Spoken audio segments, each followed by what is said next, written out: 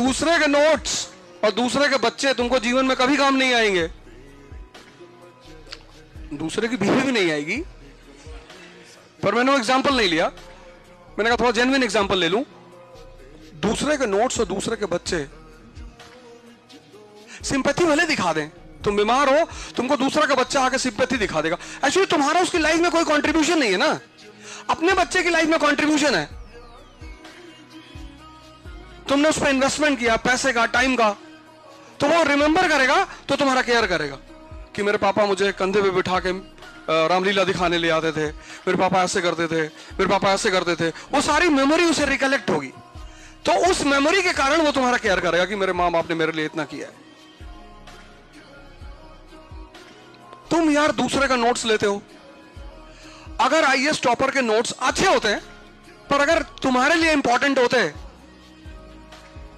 Buddha notes बना के गए, विनय पिटक, सुत्त पिटक, अभिधम्म पिटक, नोट्स ही तो है। कितने लोग उस नोट्स को पढ़ के बुद्ध बने? हाँ, उससे इशारा मिला, इतना उसका इंपॉर्टेंट था। फिर कबीरदास जी ने अपना नोट्स बनाया, फिर महावीर जी ने अपना बनाया, मोहम्मद साहब को बना बनाया नोट्स मिला, मालिक ने कहा मैं दे रहा हूं, उसी को बता दे आगे भाई। पर सबको अपने नोट्स बनाने पड़े।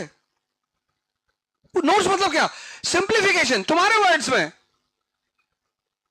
जैसे मान लो तुमने पढ़ा प्रियम्बल, पढ़ लिया तुमने, टीचर ने पढ़ा दिया, नोट्स दे दिया, सब कुछ है, पर अब सेव भी तो होना है। मेन पॉइंट क्या है? यहां सेव होना। तो वो सेव कब होगा? जब तुम उसे सोच के अपने टर्म्स में लिखोगे। जिस दिन किसी भी हेडिंग को तुम सोचकर अपने टर्म्स में लिख लेते हो, इसका मतलब वो सेव हो गया। जब तुम दूसरे का नोट्स लेते हो तो तुम्हें इस बात का एहसास होता है कि मेरा तैयार है, ऐसा होता नहीं। You are getting my point? मेरी बात समझ में आ रही ना? मैंने तुम्हें अपने नोट्स दे दिए हिस्ट्री के, ले लिया तुमने, रख लिया, पर वो मैंने बनाए थे, तुमने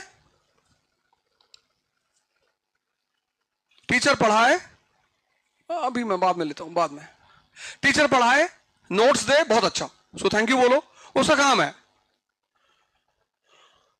पर जब घर जाओ और तुम उस टॉपिक को पढ़ो तो उस नोट्स को रैंचो मॉडल पे सिंप्लीफाई करके अपने वर्ड्स में लिखो।